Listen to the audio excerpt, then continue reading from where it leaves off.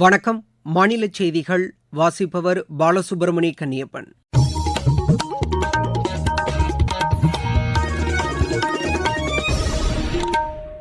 தலைப்புச் செய்திகள். மத்தியில் ஆட்சி அமைப்பது தொடர்பாக தேசிய ஜனநாயக கூட்டணியின் நாடாளுமன்ற உறுப்பினர்கள் குழு கூட்டம் இன்று புதுதில்லியில் நடைபெறுகிறது. நீட் தேர்வு முடிவுகள் தொடர்பாக எழுந்த புகாருக்கு தேசிய தேர்வு முகமை விளக்கமளித்துள்ளது. தொழிற்பயிற்சி நிலையங்களில் பயிற்சியாளர் சேர்க்கைக்கு இணையதளத்தில் விண்ணப்பிப்பதற்கான கடைசி நாள் இம்மாதம் 13ஆம் தேதி வரை நீட்டிக்கப்பட்டுள்ளது. தமிழகத்தின் ஒரு சில பகுதிகளில் இன்று கனமழைக்கு வாய்ப்புள்ளதாக வானிலை ஆய்வு மையம் தெரிவித்துள்ளது. உலகக்கோப்பை கால்பந்து தகுதிச் சுற்றுப் போட்டியில் இந்தியா குவைத் அணிகளுக்கு இடையேயான ஆட்டம் டிராவில் முடிவடைந்தது. இனி விரிவான செய்திகள். 17வது மக்களவை கலைக்கப்பட்டதை தொடர்ந்து புதிய அரசை அமைப்பதற்கான நடவடிக்கைகள் மேற்கொள்ளப்பட்டு வருகின்றன. மக்களவைத் தேர்தலில் அதிக தொகுதிகளில் வெற்றி பெற்ற தேசிய ஜனநாயக கூட்டணியின் நாடாளுமன்ற உறுப்பினர்கள் குழு கூட்டம் இன்று தில்லியில் நடைபெறுகிறது. இதில் பிஜேபி, தெலுங்கு தேசம், ஐக்கிய ஜனதா தளம், மதச்சார்பற்ற ஜனதா தளம், லோக் ஜன்சக்தி ராம்விலாஸ் பாஸ்வான் பிரிவு, சிவசேனா ஷிண்டே பிரிவைச் சேர்ந்த புதிதாக தேர்ந்தெடுக்கப்பட்ட நாடாளுமன்ற உறுப்பினர்கள் கலந்து கொள்கின்றனர். இக்கூட்டத்தில் பிரதமர் திரு நரேந்திர மோடி அதன் தலைவராக தேர்ந்தெடுக்கப்பட உள்ளார். அதன் பின்னர் குடியரசுத் தலைவர் திருமதி திரௌபதி முர்முவை சந்தித்து தமக்கு ஆதரவு தெரிவித்துள்ள உறுப்பினர்களின் பட்டியலை அளித்து ஆட்சி அமைக்க அவர் உரிமை கோருகிறார். அதைத் தொடர்ந்து திரு நரேந்திர மோடி நாளை மறுநாள் பிரதமராக பதவியேற்பார் என்று எதிர்பார்க்கப்படுகிறது. இந்நிலையில் ஐக்கிய ஜனதா தள கட்சி நாடாளுமன்ற உறுப்பினர்கள் கூட்டமும் இன்று காலை நடைபெறவுள்ளது. இதற்கிடையே ஒடிசாவில் புதிய ஆட்சி அமைப்பதற்கான நடவடிக்கைகளும் தீவிரமடைந்துள்ளன. புதிய முதலமைச்சரை தேர்ந்தெடுப்பது குறித்து தில்லியில் இன்று நடைபெறவுள்ள பிஜேபியின் நாடாளுமன்ற உறுப்பினர்கள் குழு கூட்டத்தில் விவாதிக்கப்படுகிறது. இது தொடர்பாக பிஜேபி மூத்த தலைவர்களுடன் விவாதிக்க ஒடிசா மாநிலத்தைச் சேர்ந்த பிஜேபி மக்களவை உறுப்பினர்கள் 20 பேர் தில்லியில் முகாமிட்டுள்ளதாக எமது செய்தியாளர் தெரிவிக்கிறார்.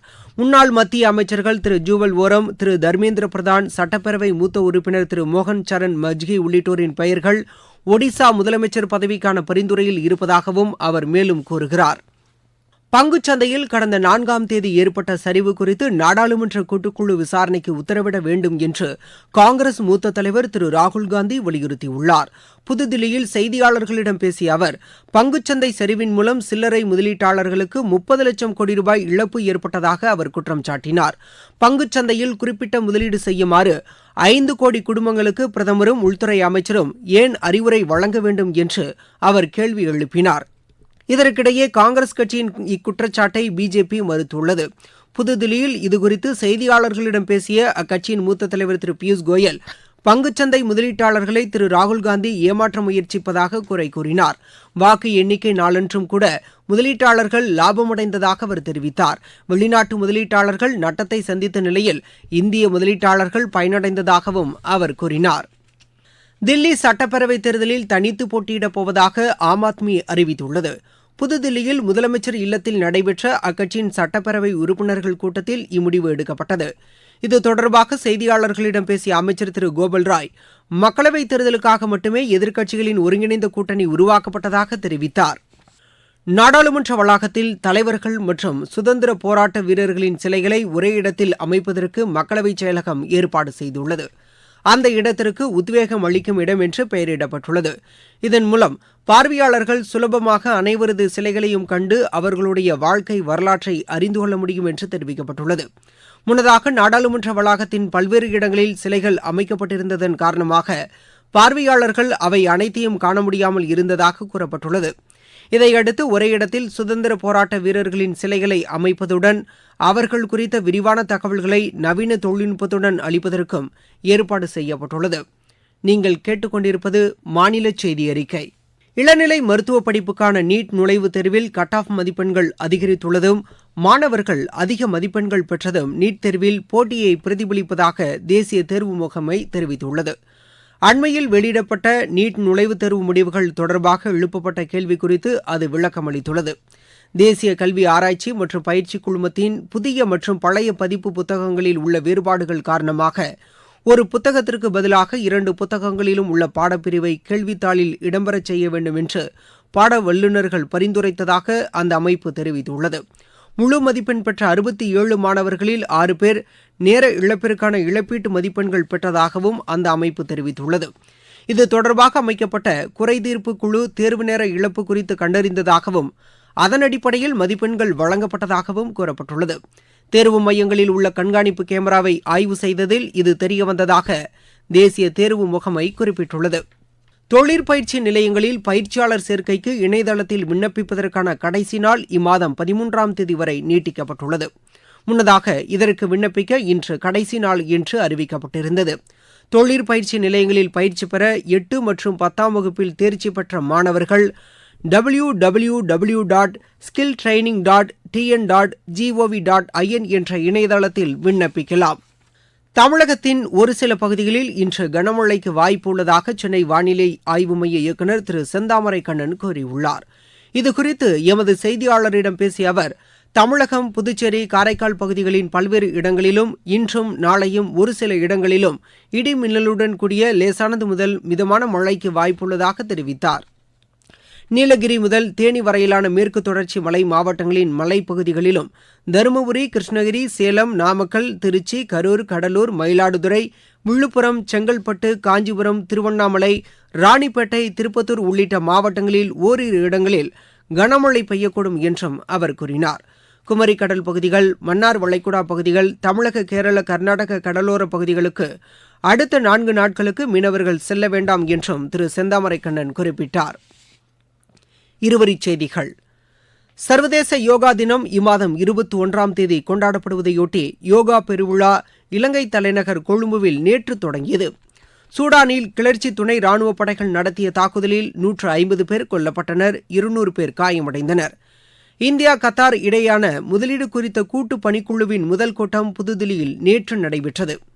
மேற்கு வங்கத்தில் ஏற்பட்டுள்ள தேர்தலுக்கு பிந்தைய வன்முறையை தடுக்க மத்திய மாநில அரசுகள் இணைந்து செயல்பட வேண்டும் என்று கொல்கத்தா உயர்நீதிமன்றம் உத்தரவிட்டுள்ளது. கடும் வெப்பநிலையால் வனப்பகுதிகளில் பரவும் தீயை தவிர்ப்பது தொடர்பாக தேசிய பேரிடர் மேலாண்மை குழு கூட்டத்தில் நேற்று விவாதிக்கப்பட்டது.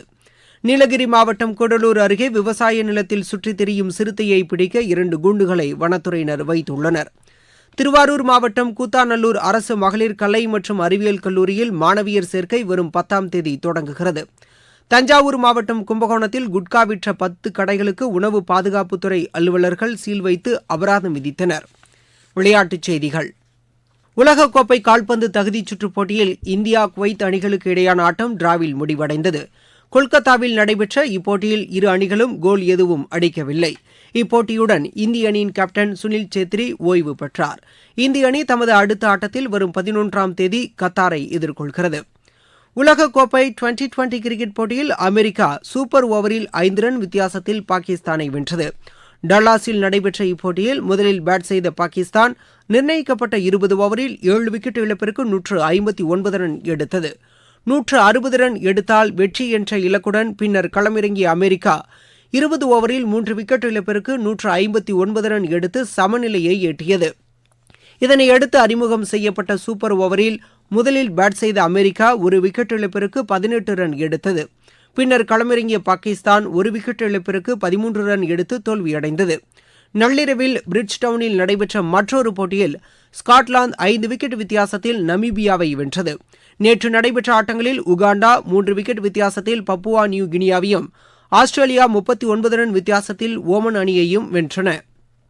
நியூயார்க்கில் இன்று நடைபெறவுள்ள போட்டியில் கனடா அயர்லாந்தை எதிர்கொள்கிறது. ஜெர்மனியில் நடைபெற்று வரும் சர்வதேச டென்னிஸ் போட்டியில் இந்தியாவின் சுமித் நாகல் காலிறுதிக்கு முன்னேறியுள்ளார். ஆடவர் ஒற்றையர் பிரிவில் காலிறுதிக்கு முந்தைய சுற்று ஆட்டத்தில் அவர் 6-4, 6-1 என்ற செட் கணக்கில் ஸ்பெயினின் பரான்கோ கொசோனாவை வென்றார். இந்தோனேஷிய ஓபன் பேட்மிண்டன் போட்டியில் இன்று நடைபெறவுள்ள ஆடவர் ஒற்றையர் பிரிவு காலிறுதி ஆட்டத்தில் இந்தியாவின் லக்ஷயா சென் டென்மார்க்கின் அண்டோன் சென்னை எதிர்கொள்கிறார். மீண்டும் தலைப்புச் செய்திகள்.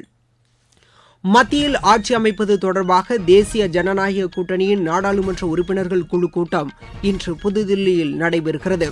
நீட் தேர்வு முடிவுகள் தொடர்பாக எழுந்த புகாருக்கு தேசிய தேர்வு முகமை விளக்கமளித்துள்ளது. தொழிற்பயிற்சி நிலையங்களில் பயிற்சியாளர் சேர்க்கைக்கு இணையதளத்தில் விண்ணப்பிப்பதற்கான கடைசி நாள் இம்மாதம் 13ஆம் தேதி வரை நீட்டிக்கப்பட்டுள்ளது.